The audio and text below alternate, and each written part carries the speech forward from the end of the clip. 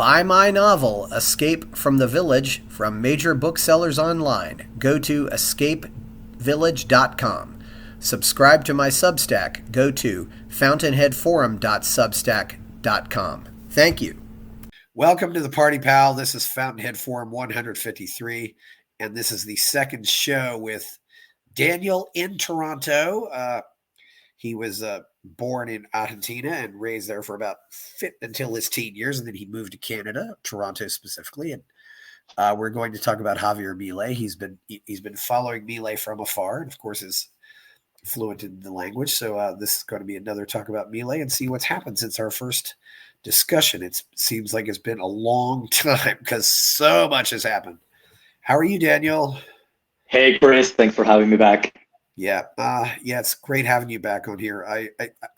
You were one of my favorites just because you're the only person I talked to who said I became a libertarian because of Milei.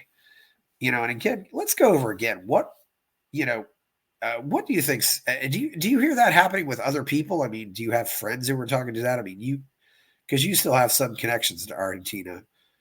No one that I know. Yeah. Tells me that they became a libertarian because of Milei. I don't know a lot of libertarians in real life, to be fair. Yeah. Now, something interesting. I am on the Ontario Libertarian Party. There's a Telegram group, and it's funny because when I joined about a year ago, I introduced myself and I said, "Hey, I became a libertarian because of Javier Milei. Does anybody know him?" No one knew him. And since then, every month or so, a person joins and says, "Hey, I became a libertarian because of Javier Milei." So I know I'm not the only one.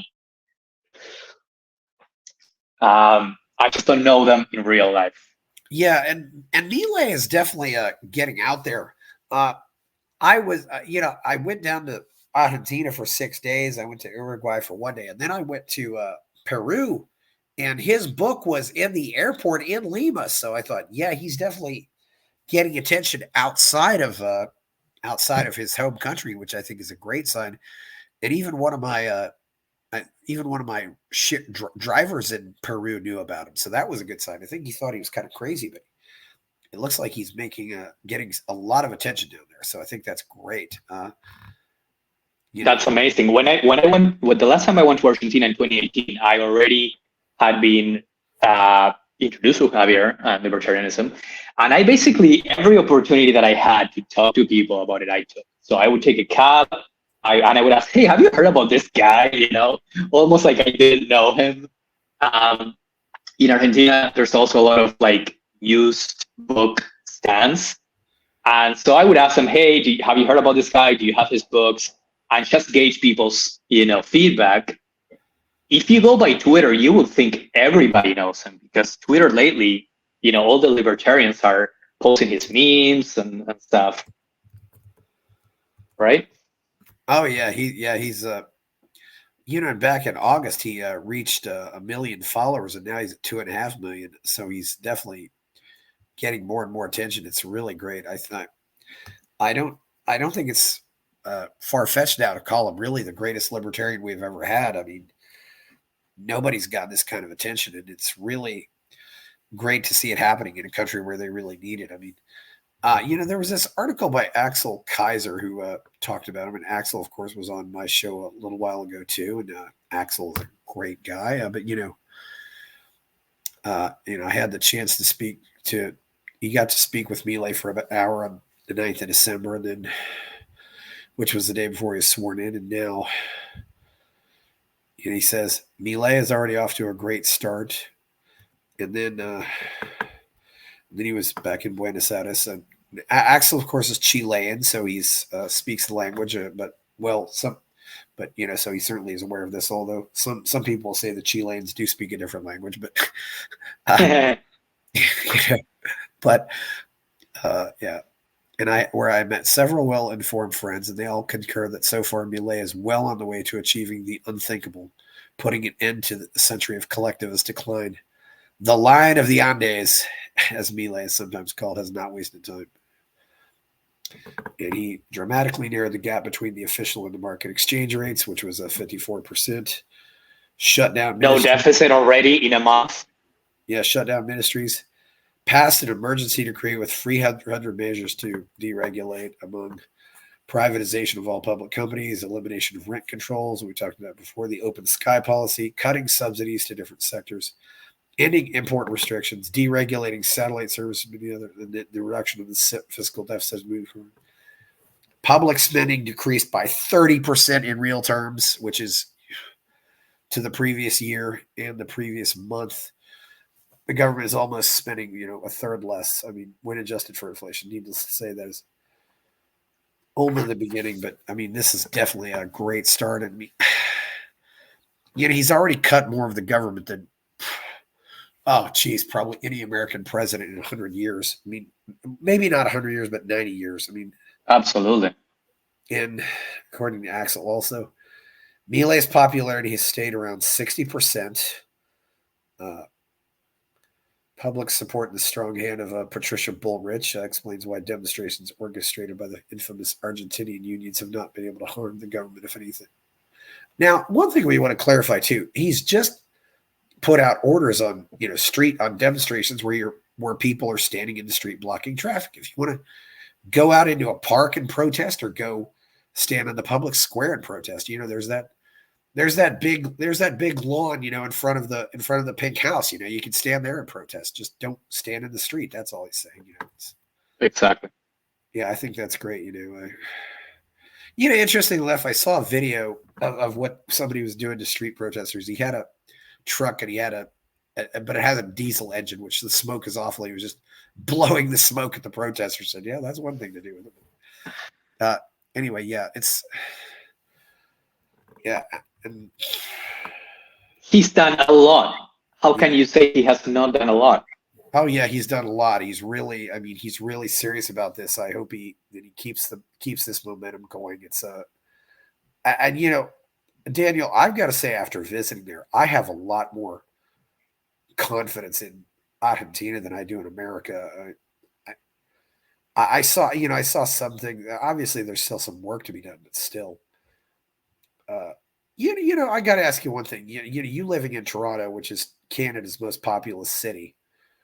If you walk into a Starbucks, or maybe a little convenience store or something, what happens if you want to use the bathroom?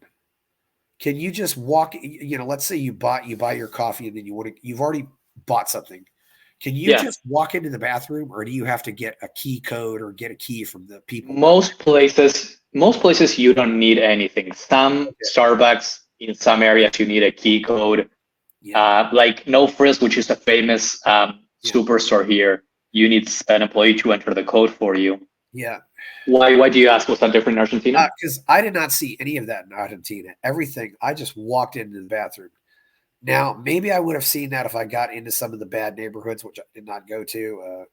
Being a gringo, it's probably not a good idea to go into some of the bad neighborhoods, but sometimes you find yourself there anyway. But and it's also and there's other things too. Is that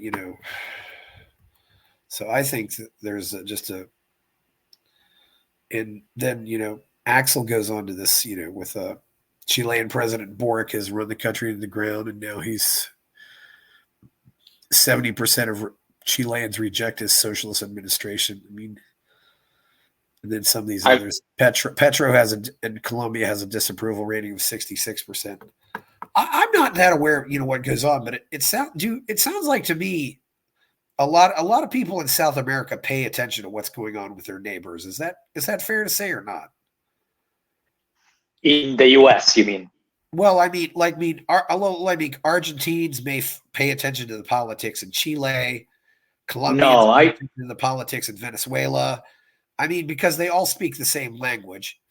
I mean, is that right or is that wrong? Because I'm sure Argentinians pay more attention to like Peru, Venezuela than like some country outside of America. I'm sure, but no, I think Argentinians for the most part just want to watch soccer and are not interested in politics. Much less politics outside of their country. Yeah, it's different, obviously, for pundits in TV, right? Yeah, but maybe some of these other countries pay attention to them. I don't really know because, obviously when there's no language barrier, it makes it. A lot of Americans don't pay that much attention to foreign countries either. But I would certainly say more Americans know who Boris Johnson is, in the UK than and than they would say anybody in South America. We're just South America is not important, unfortunately. Yeah, we all pay more attention to what's more important. Yeah, but you still got to see what's going on with the other countries, and you being and the internet makes it a lot easier if you really want to seek this stuff out. You can, Absolutely. and to some, yeah, like Chile has a history of being socialist. So with this guy Boric, same old story. It's not newsworthy. It's not interesting. But Argentina elects a person that wants to do a 180, and on top of that, he's like, he's I don't know, so bold about it. That's news. That trends, everywhere. Yeah. Well, yeah. It's here's what else Axel says. The collapsing support of left-wing leaders in the region presents an excellent opportunity. A shift to market-oriented policies, giving the growing number of young people who are becoming libertarians, as well as the Milei effect. But it's not only the youth who are playing a decisive role. He says business people in different parts of Latin America are more willing than ever to support libertarian and anti-socialist think tanks. And he mentions Ricardo Salinas in Mexico, Nicolas Ibanez, Lucia Aviles Walton, and Dag von Appen in Chile, and then Salim Matar in Brazil, and Erasmo Wong in Peru. So made crucial contributions to spreading the ideas of freedom, fighting against collectivism. And then, of course, the libertarian groups and think tanks, which they're really using social media well. And he also mentions Agustin Laje and Juan Ramon Rayo and other Spanish-speaking public intellectuals. And of course, Axel is one of the biggest. I mean, he's got over 300,000 Twitter followers. I mean, he's certainly a part of this too. I've got a shout out to, I think, the Foundation for Economic Education in America did a good job by reaching out to a lot of these people in South America, really going back to the 70s, possibly when, and maybe even, when Ludwig von Mises was still alive. What else do you have to say about all this, Axel? Or Daniel, I'm sorry. I mean, it's hard to, I think, step outside of libertarian circles. Yeah. I mean, I'm sure all of these people that I know, Juan Ramon Rayo, Laje, these are amazing thinkers, but it's hard for them to step, I think, outside of their audience. And that limits the number of people that could get introduced to libertarian ideas, right? As a side note, I tried to set up a meeting at a meeting at a bar, and I was thinking of making it like a discussion night, right, or a debate night. And I think it's hard for all of us if you have a job, if you have a family, just making that time is difficult. But I think that's what we need to do. A coffee shop might be better than a bar. I think you might get a more intellectual crowd at a coffee shop, but I'm not. But I don't know. It's hard to say because they're usually a little quieter too. But yeah, it's going to be interesting. Yeah, it's going to be something to watch. I'm hearing about increase in rental availability, and apparently a lot of things just came off the informal market. Now they're in the more formal market. Right. And you mentioned too.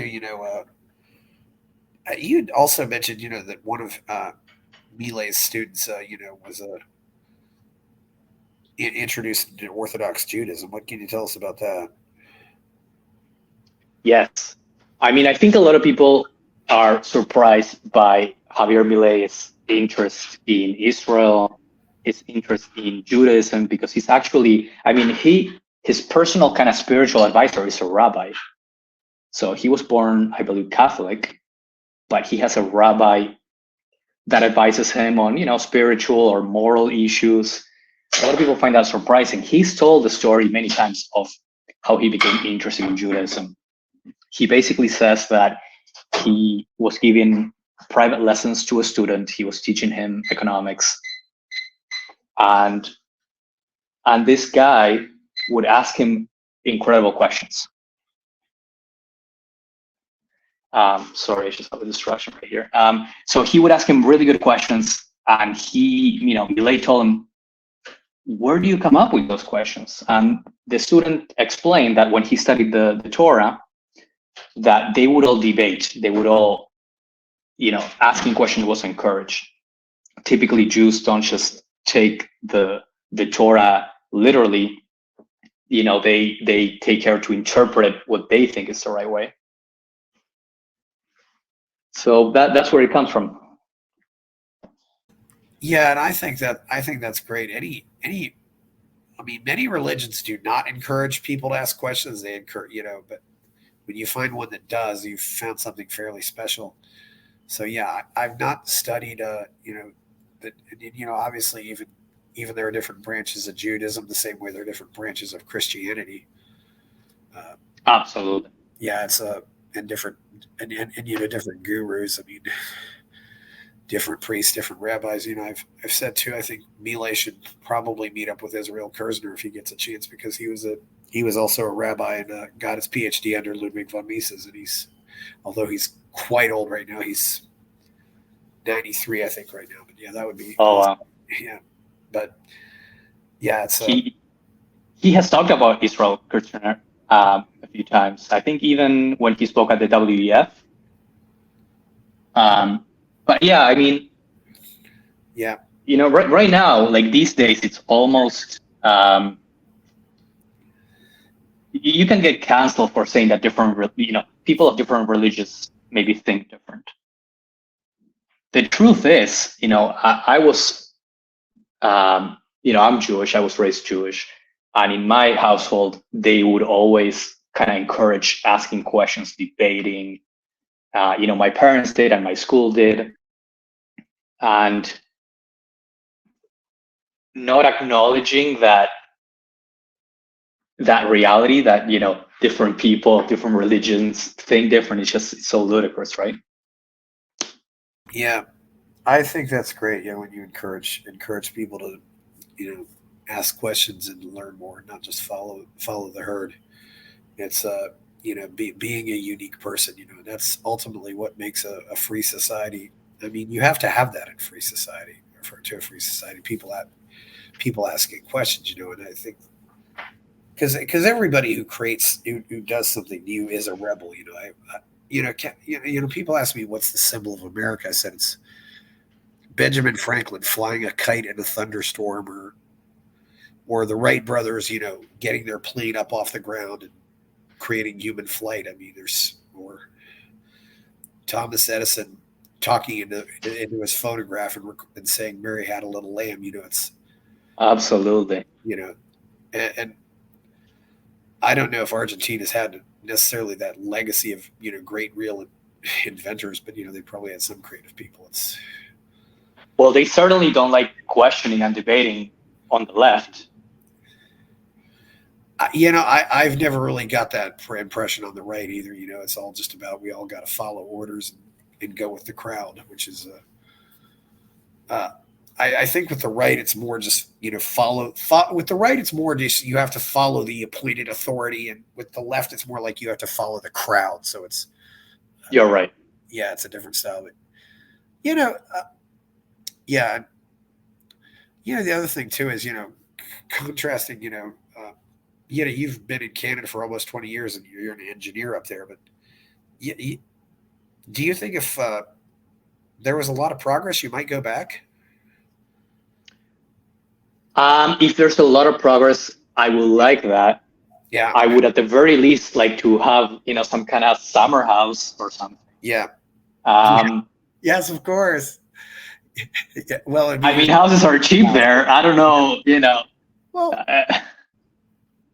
a year's worth of rent in Toronto buys you a house over there. Yeah, and also being a bilingual engineer down there might also make you a hotter commodity down there than in Canada. I don't know that you have. That helps, but yeah, but it's a very interesting question. I think these days, I don't know that you have to pick one place.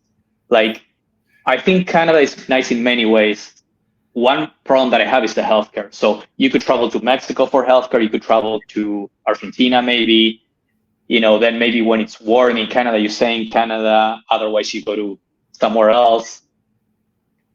What about you? I mean, is that a place you would consider as a non-Argentinian, as a non-Spanish speaker? Would you consider living there? I definitely would. I mean, I've certainly thought a lot about the Spanish-speaking countries because I think they still really value family there. I don't see anybody trying to change. I don't see anybody in South America trying to change boys into girls or change girls into boys, which is something I'm seeing in America now. It's absolutely ridiculous. I mean, so I still see a respect for family, getting married, having kids, staying married. I don't think that's, and I don't know how you get that back once you've lost it. That's maybe the most important question. I don't think it's what, and this is what is so intriguing about Milei. We've never had a democratic system fix itself in the long term. Huh.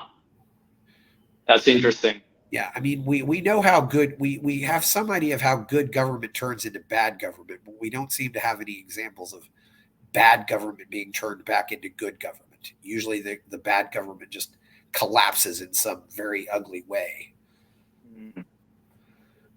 But this could be the exception, is what you're thinking. Yeah, which is why I've followed it so much, and it gives me so much hope. I've grabbed onto it. I mean, You're right. I mean, and I think that's the same hope that a lot of people have with Trump or with Vivek in the US. I mean, I think we talked about that last time.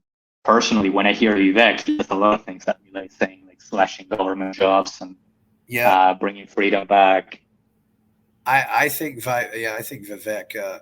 I've said about 2/3 of the time I really like Vivek, but I think there's this other 1/3 of the time where I think he's kind of crazy. But like he wants to, attack Mexico for drug dealing and stuff. I'm like, no, just make the drugs legal. But I think he understands a lot of positive things, and that's another thing too. Vivek being the son of immigrants in the U.S. and it's still relatively easy to immigrate to Argentina. I think you only have to have 2 years. I heard somebody say there were 3 countries in Latin America which you can apply for citizenship after 2 years of residency, and that's the Dominican Republic, Peru, and Argentina. That was from the My Latin Life Twitter feed. So maybe it's something worth looking into if I think about going somewhere else. It's extremely easy to immigrate to Argentina. It makes me wonder, how they say if something's cheap, is it really valuable? If something's that easy, is it valuable?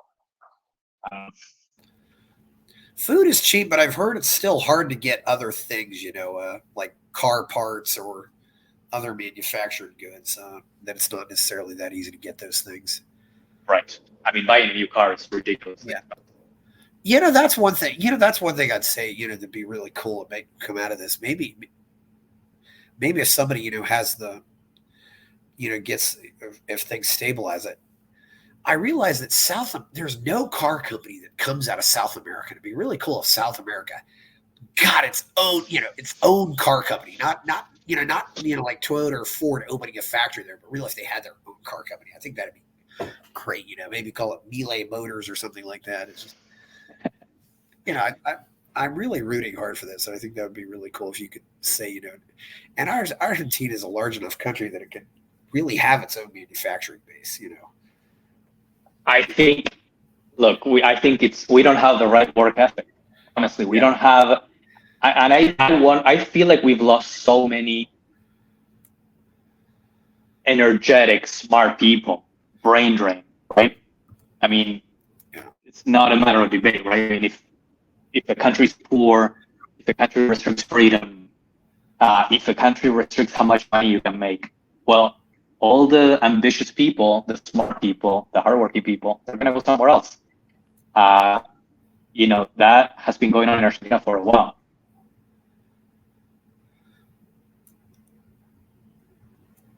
I mean, I know that even foreign companies making cars in Argentina struggle to find labor. Yeah. So I think that's something that may happen long term, but right now. So they're gonna. So is it? So it's literally brain drain, but also maybe people just don't want to work. It's definitely a combination of both. I think you just need very, very hard work to car company, right? Oh, by the way, La Derecha Diario just uploaded another video of Milei on a commercial airline. He's flying back from Rome, going to Argentina. So that's good to see. Yeah, I'm looking forward to that. And everybody's getting photos. I mean, that's amazing. I mean, is it that hard to travel with other people on a plane? Is it that bad? As an American, this right here is the difference between a president of a constitutional republic and a king. Yes. And he's, I won't begrudge him if he wants to fly first class, but he's on the plane living life like everybody else is. He's seeing the stuff they have to go through. And, he's not insulating himself from, he's being a part of the country and living here. I've heard the same thing. I remember somebody else, granted on social media, but, talked about how they saw Nayib Bukele and his family out at a McDonald's. Said, yeah, he's out there eating lunch with regular people. The so-called ruling class in America is so out of touch with Americans right now.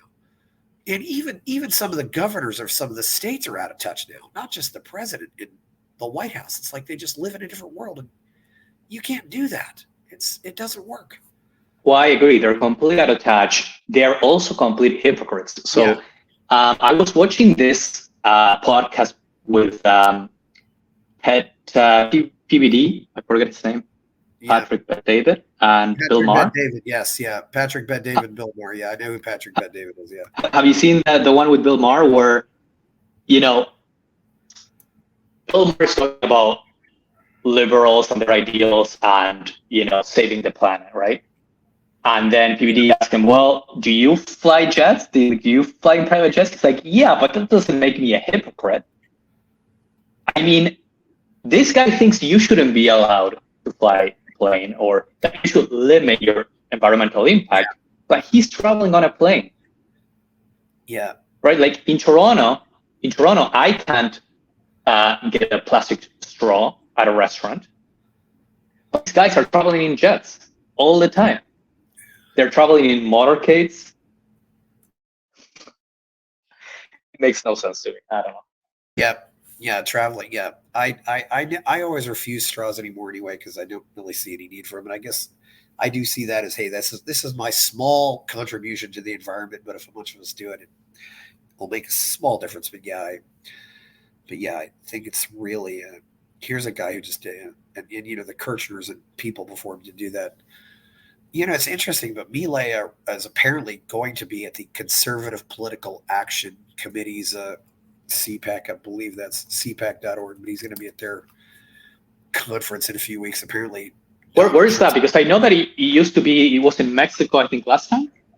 They've had several international editions, but they're an American-based organization, so they come here. And apparently, Milei, Trump asked him, "Hey, come up here," so he's going to be there at the conference, and I'm definitely going to see if this is an opportunity to at least see if he's going to be there. It'll be very interesting. And apparently Bukele is going to be there too, even though they're not on the speakers list. They might just be there in attendance. So that will be very interesting. That's exciting. It'll be interesting though, because Milei's going to find out there's going to be more people like Massa and Kirchner there than there will be like him. I mean, all of these people live in their own little worlds. They fly. Well, a lot of them too. Just they have their own jets, which is if you can afford it. I'd probably get my own jet too if I was super rich, but I'm not. So I know I would. Yeah. Oh yeah. Well, if nothing else, you have the option to go more places, and you can come and go as you please, just the same way as having a car. And of course, there's always the other nice thing about private jets, there's always the possibility of having fun in your private jet. It's, if you know what I mean. Absolutely. Here's a question for you. I don't know if I asked you this last time, Chris. Yeah. Let's say you want to build a school. Yeah. Okay. Now you find a patch of dirt where you may want to build a school, and the patch of dirt has grass growing on it. So the question is, how many blades of grass is it okay to kill before it's worthwhile to build a school? Right? Because every blade of grass is part of the environment. And obviously it's wrong to kill blades of grass, but a school is also good, right? So how many blades is it okay to kill before you can build a school? That's a good question. I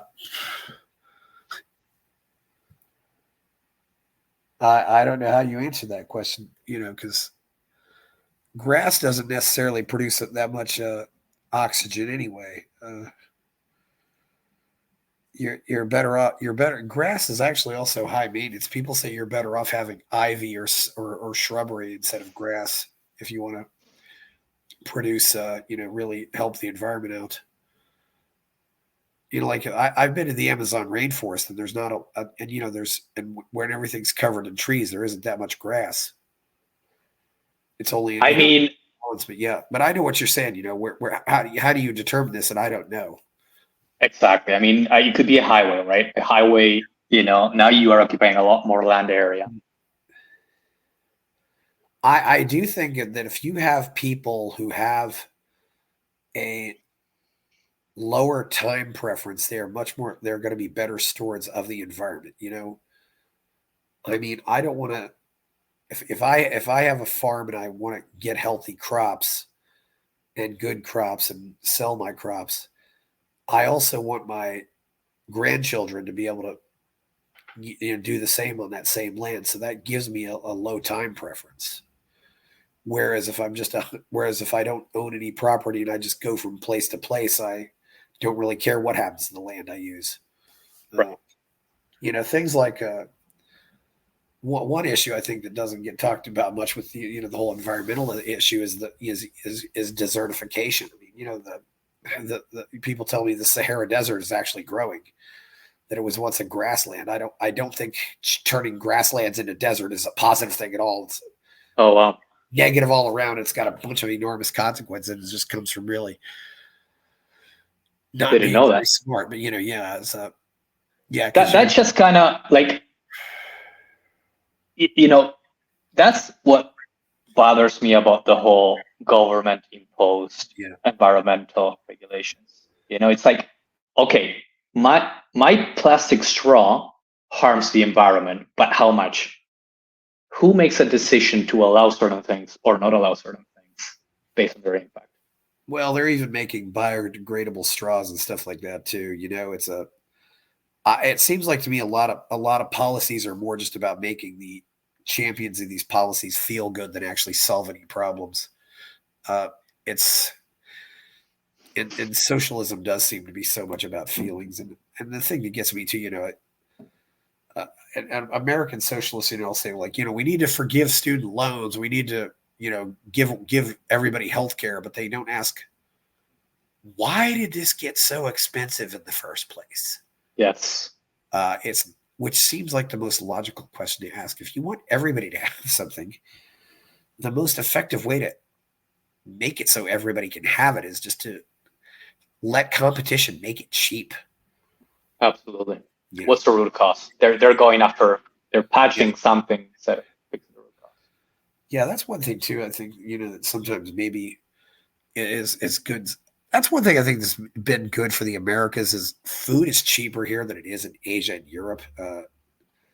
Maybe it's still because these are still relatively sparsely populated countries,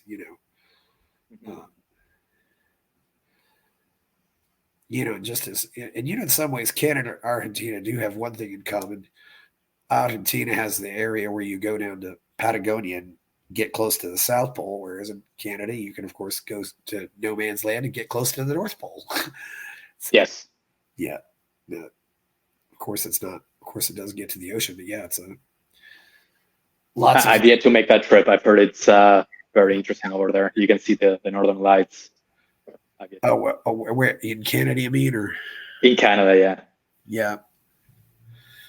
Yeah, it's Canada. Canada's a beautiful place. It's still there's still a little more pride up there. I mean, the streets are still cleaner at least, and although I don't know if that'll change. Yeah, it's the other thing too is with Milei going back to he also met with Giorgia Meloni in Italy, and that was certainly looked like it was a productive meeting. I don't know if we saw much of that, but it looked like he's out there meeting friends, so that's good to know. Yeah. What do you mean? You think it's not good? Oh yeah. Maloney seems like an interesting character. In fact, they looked like somebody said, they could if they got together, they could really have some good couples. Oh, have some kids and really change the world. What do we talked about Villarreal. What do you think of some other people in his cabinet? Like Diana Mondino seems like she's a real great person too. I'd love to have her on here, but Mondino is super smart. A lot of experience in the private sector. Villarreal, super smart, super knowledgeable. Amazing to hear her talk. One thing I would love for someone out there to do, someone listening out there, please use AI to translate interviews with, all these great Spanish thinkers, Villarreal, Juan Ramon Rayo, Miguel Ancho Bastos. Like, all these guys have amazing lectures, and only Spanish speakers get to hear them. I don't know if you heard the AI translated version of Milei at the WEF. He was really quite good. Yes, I did hear that. It was good. Yeah, it was certainly something worth going out. Yeah, certainly. He really took it to heart, and I find it interesting that it's almost like they're getting fascinated with him, like it's something unusual, or I don't know, but if it's sincere or not. But I've said this could really have an impact, especially if people start listening to what he has to say and maybe taking it seriously, not just treating it like it's some kind of novelty, but they realize he's getting attention. But yeah, he's certainly made a difference.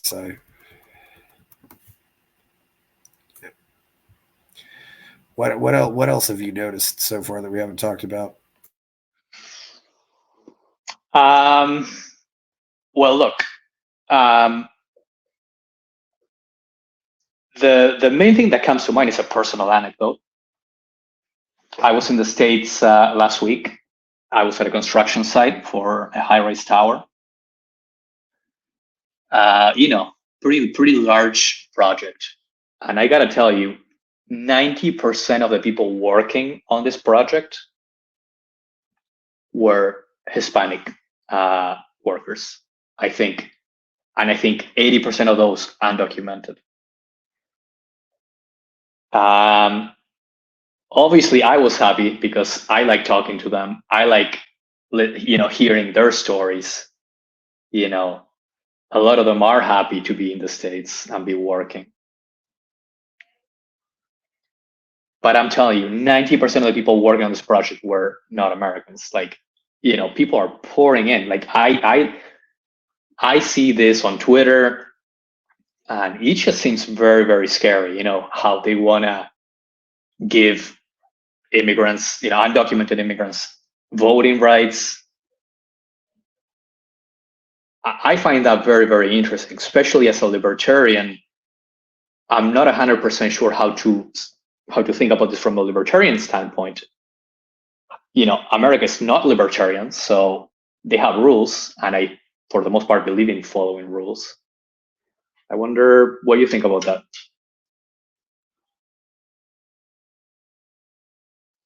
I don't know how it works in Canada, but it's extremely, there's a lot of challenges to immigrating here legally, that they put up so many barriers. You have to spend a lot of money in legal fees and go through a lot of hoops to jump through. It's, I mean, I know some, I had a guy I met down in Peru, and he was from the state of New York, and he wanted to bring his Peruvian girlfriend back to the funeral of his father, and he couldn't bring his Peruvian girlfriend to the funeral.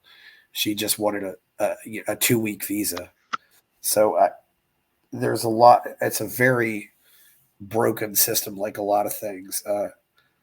I don't believe in giving people handouts, but it seems like they put these handouts there almost as a justification to keep them out. I mean, and I don't want to have to crawl under, go through a wall or crawl under razor wire when I leave.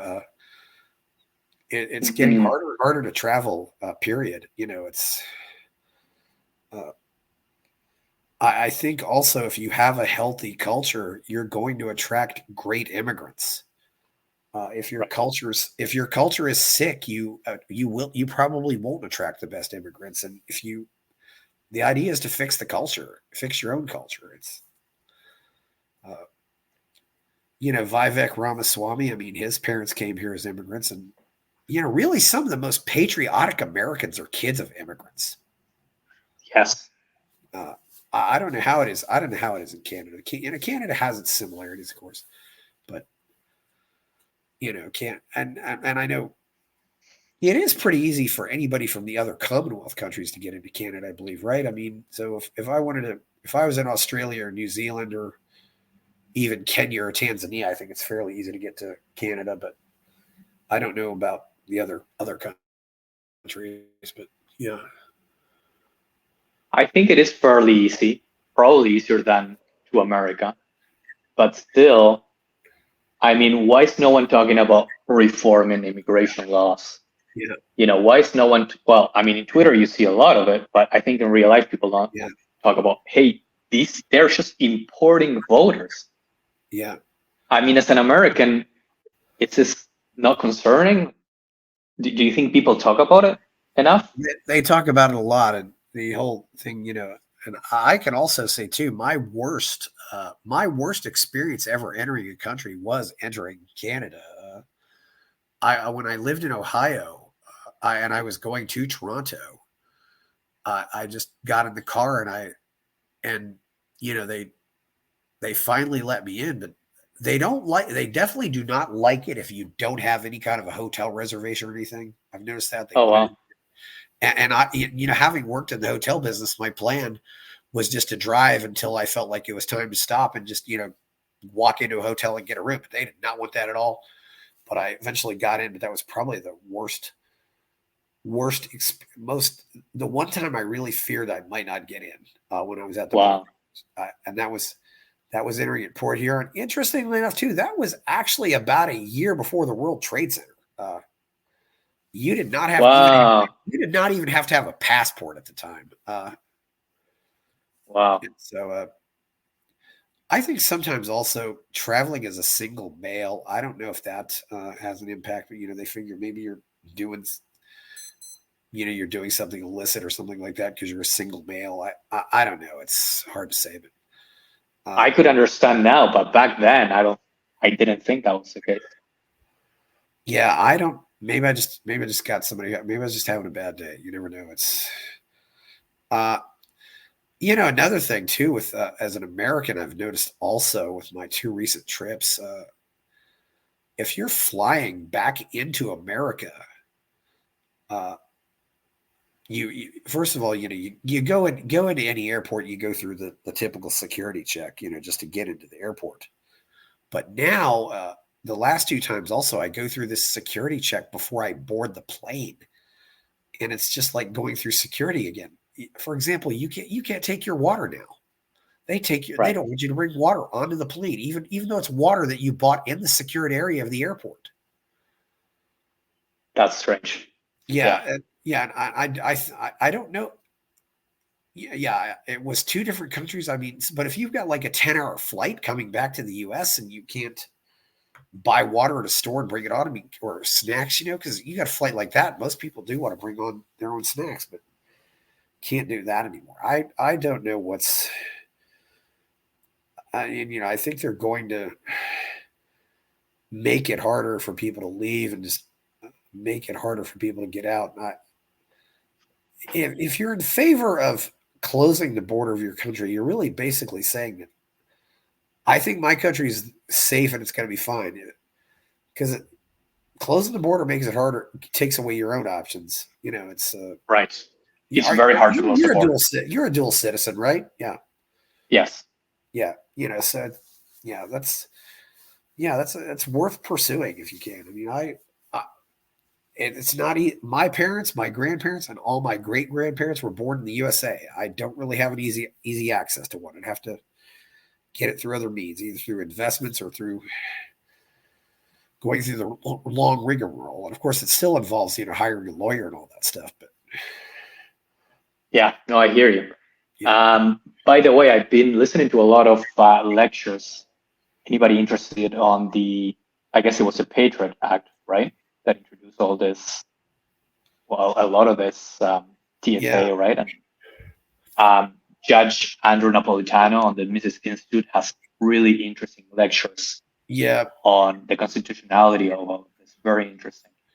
Yeah, Judge Napolitano is really a good guy in a lot of areas. He's really covers a lot of that. He's a good speaker, very articulate. Yeah, I like yes. Judge a lot. Very knowledgeable, very good speaker. He's very much on the issue of the Patriot Act too. And I had about the same time I had you on, I also had Phil Zimmerman on, who created Pretty Good Privacy, which was a protocol for encrypting email. He talked about all of that. I think the World Trade Center created the reaction to the World Trade Center created a monster that I don't know if that monster can ever be tamed. I'm afraid it's going to really. No one's talking about how ridiculous travel is these days. No one's talking about the monster that it created. I can remember, when my brother was in the Marines, we'd walk with him to his gate to see him off. We'd walk to his gate to pick him up. And that was really a lot nicer way to travel. And that's been gone since the World Trade Center. Yep. Yeah, we're all paying for that. And for what? For what? It makes no sense, And what happens too is you also end up in that situation too, where you end up, people would park in the parking lots. The airports would get more revenue, and also now because so many people nowadays, you just literally have these places where everybody stops and lets people out of the cars, and that's it. It's not. Oh yeah. You just have a great send off at the airport. Flying is an amazing, amazing thing, and it's a shame we've just messed it up so much. I don't know if it's ever. And there's no consistency either. Some airports I take off my shoes. Some airports I don't take off my shoes. Some airports they want me to take the laptop out. Some other airports they don't want me to take the laptop out. And that's just in America. It's like they don't know. I mean, I travel often for work, and the amount of false positives, right? Like you put your luggage and you have nothing dangerous, but they go for second screening. I mean, they're wasting their whole day checking things that are not dangerous. Those things can be tuned. Those things can also be tuned and not tuned. They can tune them up so they'll get more false positives. I was doing a little bit of that. I was outside the security area at a conference once, and they were getting all kinds of false positives. And I was telling people, if you have watches or pens in your pocket, take them out because they might set it off. And then the next day, people were nothing like that set it off. It was just from, changing things. It wasn't the airport. I said, yes, you can bring your water in. This is not the airport, So I don't know what. It seems like to me a lot of it's just theater, and it doesn't really serve a purpose. Absolutely. Yeah. And of course, that's another thing too. The people who fly the private jets and all that stuff, they don't have to go through all this crap. They bypass all of that. That is unbelievable, right? Like if you want to do some harm, you could just get a private jet. Yeah, I don't know if that ever, I don't know if private jets could do harm, of course. And private jets also statistically are a lot more likely to crash. There isn't really much of a safer place to be than be on a commercial airline. I mean, Well, exactly. I mean, back to Milei, what is the problem with him being on a commercial flight when everybody has been screened for safety? Yeah, I don't. Right? I don't think there is at all. I think it shows, that he's trying to be one of the people, and he seems to enjoy it. That's the other thing too about, and I'll even confess it myself. Milei, he genuinely likes people. I think so. I've said it. If he was back in school, he would probably fit in with every little group in school. Whether it be the jocks or the musicians or the goth kids or whatever subgroups you got. It's like he'd be popular wherever he went. I think he's really achieved something here that and is doing a lot of things that no libertarians have done. And I don't know how it compares to the Canadian libertarians, but I hope they're watching this and trying to learn from it. I think, and to his credit, you've been on Tim's show twice now, so that's good. He's definitely wanting to learn from it. Tim Moen. Tim is awesome. Yes, yeah, Tim is a great guy. Good libertarian in Alberta. I sometimes wonder if there's some libertarians that's just, well, he's making us look bad because we're not accomplishing anything, and he is. I don't know. But it's definitely a very exciting time to be alive when there really isn't anything much to be happy about. Yeah. So what about you? You talk to a lot of people. I mean, are there any maybe libertarian topics that you think are controversial? Because I personally like, debating controversy. I'm always open to debating controversy, but I may not necessarily debate it on something that's recorded and going to go on the internet. That's my answer to that one. Yeah. Some of these aren't so controversial, but there are other ones controversial. And, it's amazing to me. You said you at one point thought libertarianism was a joke, and then suddenly you have this epiphany. I wish I would love to find a couple more guests like you who've said I became a libertarian because of Milei. It's just amazing, Yeah. What are you got family members? Do you still have family members down there or cousins or anything? What do they think of Milei? I have a lot of family. I don't think they were super into it. I think at the very end, where it was the knockoff stage on the elections, they did end up going for Milei. I just don't think I think you have to do a lot of mental work to become a libertarian. Yeah. You have to be open-minded, which a lot of people are not, to just say, hey, could I be wrong? Yeah. And then rethink how policies would work under libertarian guard. Yeah. Try to understand that before you can even say that you support someone like Milei. Oh, yeah. I think we're all born open-minded, but something happens to all of us. We're just this massive sponge that's absorbing stuff. And I do think, at least when you have family members and people close to you, it helps. And I think if they start to see good results, I think that will help a lot too. I mean, even if they didn't support Milei, if the results are, looking good, I hope that happens. It's so. Yeah. What else? Yeah.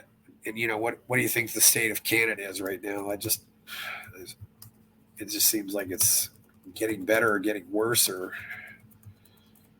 I mean, I would be positive. I think Trudeau is on his way out. Yeah. It depends, because Twitter nowadays is a bit of an echo chamber, right? In the other direction.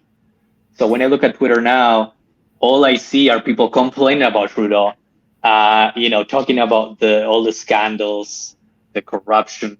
So I'm not sure if that's public as a whole or just the Twitter sphere. But all the polling is saying that Trudeau is on his way out.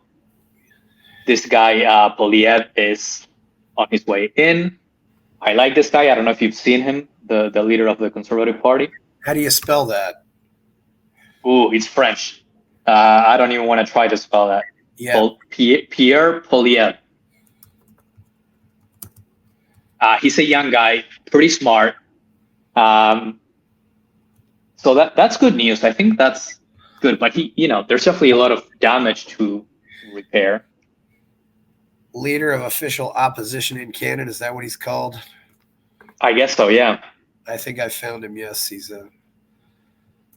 Yeah, those. I don't even try to understand French. Oh, he's from Calgary. Yes. He speaks English, and he's a guy that I'm sure you would enjoy listening to. Like when he answers the press or anything, he's very well spoken, smart guy. Alberta seems to have a kind of an attitude of all its own too. I've definitely heard that about Alberta. I mean, they often compare Alberta to Texas a lot. I mean, it doesn't. And people say this could be a shift from the east to the west. It's very interesting too. I know their premier seems like a pretty cool lady. That what's her name? The Alberta premier. Yeah, I know who you're speaking of. I don't know her name. I know recently she basically banned certain LGBT or trans stuff in schools, or teaching that in schools, something like that. So that's good news. Oh yeah, Danielle Smith. We'll get rid of the public schools, is what I say. Danielle. Smith, yeah. I saw her on Jordan Peterson's show once. Yeah, she seemed like she was really, because she was just tired of Toronto taking all our money. But I've heard the prairie parts of Canada are pretty much, maybe it's because you get a lot of farmers and people like that, I think you're right. Alberta, Manitoba. Yeah, you're closer to nature. You have to work the land. I mean, Toronto seems like it's the most on the left from what I hear. Although I also hear the Quebecois aren't much better, but. Yeah. I mean, Canada also has the immigration problems I just told you about. I know about this firsthand. Canada's just letting a ton of immigrants, which, it's someone could say, oh, you hate immigrants. I don't. I mean, I'm an immigrant. But the problem is when the numbers exceed, public transport, housing, schools, etc. Right? That's kind of a problem. So I don't know. Yeah, it'll be interesting. Yeah, of course, it's not like there's a shortage of land in Canada. There's a shortage of land that people want. Yeah, that's true. Yeah, it's because so many Canadians live within 100 miles of the U.S. border. Or we'll say 200 kilometers of the U.S. border. Yeah, but that would be a good plan for you. You could do your summer winter thing and do 6 months north, do 6 months south, and just travel between the two countries. It's be a long. Yeah. Have you? Is there a flight from Toronto to Buenos Aires by chance, or not? Yes. There is. There's a no stop, 13-hour. Air Canada has one. Yes. 13 hours. That's about what I was going to guess. Yeah, it's got to be I knew it'd be a long. It's a long, expensive flight. Also what's interesting, somebody showed me this to me on a map. Compared to America, all of South America is east of Michigan. Wow. So you could say all of South America is basically east of Windsor, Ontario. It's right, which is kind of interesting. Just that's how much further east South America is, because I remember when I watched the inauguration, it was 3 hours ahead of me, and it would have been 2 hours ahead for you. I got up that morning and watched it though. Right.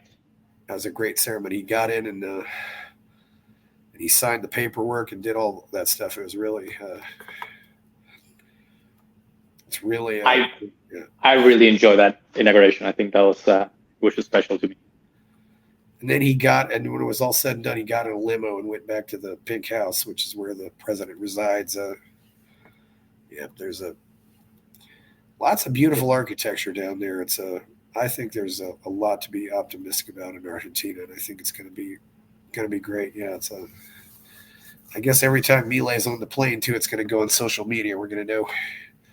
Oh yeah, he's on. Yeah, yeah. So what are you generally optimistic about the future? About Argentina, I am. Yeah, I mean, this could have it's funny how Karl Marx was being ignored by academics until the Bolshevik Revolution. I'm wondering just what the reaction is going to be toward this. And, if he actually does some things, if he could get 8 years, and even better if he can, find a successor and get somebody else to keep the policy going. Yes. I remember the one debate he said, in 35 years, I can make you as prosperous as Americans. And I think, right. I think that was a great way to put it, because I don't think you want to overpromise. And, it's always better, if you think a job is going to take 2 hours, it's better to tell people that it'll take 3 hours. 100%. Because if it ends up taking 2 hours, they're very happy. But if you do say it'll take 2 hours and it takes 3 hours, they're mad. So, but I think, it seems like Milei's been very successful in business too. So he's worked with a lot of financial advisors and stuff like that. I mean, it's funny, you see a lot of these economists, they're great guys and people, but they've never made any money investing or anything. Yeah. I learn I talk about money all the time, but I never do anything with it. So yeah, I think seems like this is a guy who's really just a real big winner in life. And I think that's important. You need more people in the liberty movement like that who are winners in life, who've done good things. And people are a lot more likely to follow you if you're a successful man. Yes. He's definitely done that. So, it's been great having you on here again, Daniel, talking about all this stuff. If you have anything else to say before we go?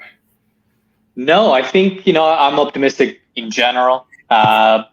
Great to be back talking to you. I think I really enjoy the people that you're having. So hoping that keeps going, and hope to be back in the future. Yeah, it's great to have them too. There's still a few people out there that I want to bring on. They're just too busy or whatever. But one guy who claims he's been his teacher for a long time. But some of these people are busy.